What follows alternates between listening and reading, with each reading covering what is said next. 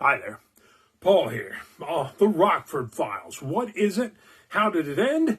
Well, you might be surprised. I can explain.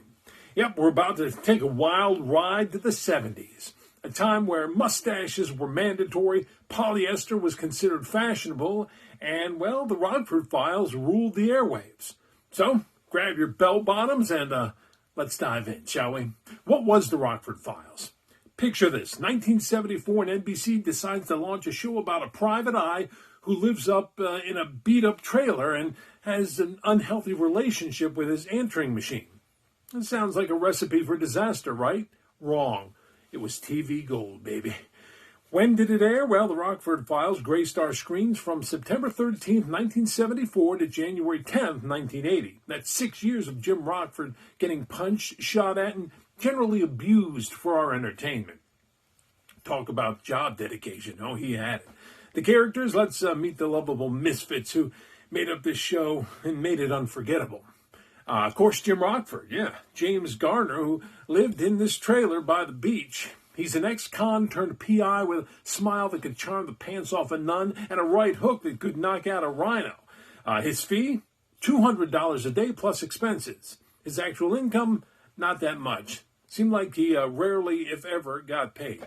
Then you got Joseph Rocky Rockford, played by Noah Beery, Jim's dad, whose main hobbies include fishing, worrying about Jim, and trying to convince his son that accounting was a much safer career choice. Spoiler alert, it didn't work. You got Angel Martin, played by Stuart Mangiolin, Rockford's former cellmate. If there was a Weasel Olympics, Angel would take gold, silver, and probably steal bronze. This guy could smell trouble from a mile away and then dive headfirst into it, usually dragging poor Jim along with him. You got Beth Davenport, played by Gretchen Colbert, Jim's lawyer and occasional love interest.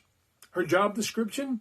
I guess that would be keeping Jim out of jail and resisting his charms. Success rate? 50-50.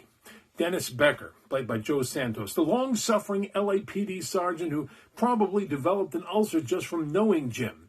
His catchphrases should have been, "Rockford, what have you done now?" All right, let's talk about the plot. Each episode followed a really simple formula. Jim takes on a case, gets beaten up, outsmarts the bad guys, and somehow ends up broker than when he started. Kind of like if Sherlock Holmes had a drinking problem and terrible credit. Anyway, how did it end? First, the why. The show ended in 1980 because Jim Garner's body finally said, enough of the stunts already. His mouth said it too. Turns out getting beaten up every week isn't great for your health. Who knew? Garner started having some back issues. There were also some budget disputes on set, probably because Jim's Pontiac Firebird needed a new paint job after every episode.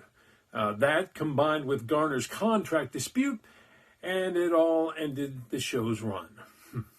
Now, in the final episode, the big ending, it was titled Deadlock in Parma.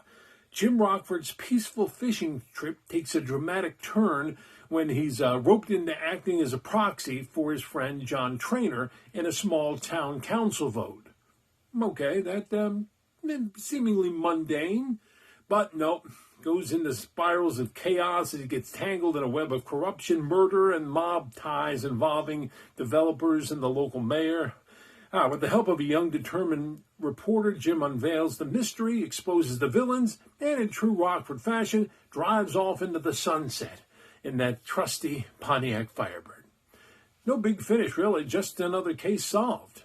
Some cool trivia. You know that theme song, The Rockford Files? Catchier than a flu in kindergarten class, huh? It hit number 10 on the Billboard Top 100 charts. Take that, Bee Gees. Oh, and how about the great stars this show had? Oh, they had more guest stars than Jim had unpaid parking tickets. Even Lauren Bacall showed up, also Tom Selleck. And my favorite, Jim's answering machine. Each episode started with a message on Jim's answering machine. Kind of catchy. Now, for you kids, it was kind of like Twitter for the 70s, but with fewer cat videos. Oh, here's another trivia. Rockford rarely carried a gun, preferring to talk his way out of trouble. And when that failed, well, there was always the trusty Rockford right hook. Yeah. What a classic. The Rockford maneuver was another one. Jim's signature way of walking with women involved holding their arm. It sounds weird, but it was smoother than a freshly waxed disco floor. And there you have it, folks. The Rockford Files.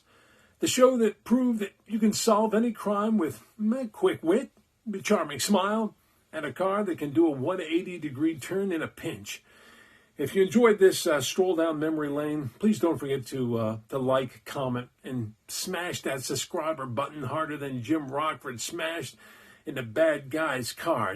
Hit notification bell, or I'll send Angel to your house to borrow money. Thanks for watching. Hey, and remember, stay groovy, kids.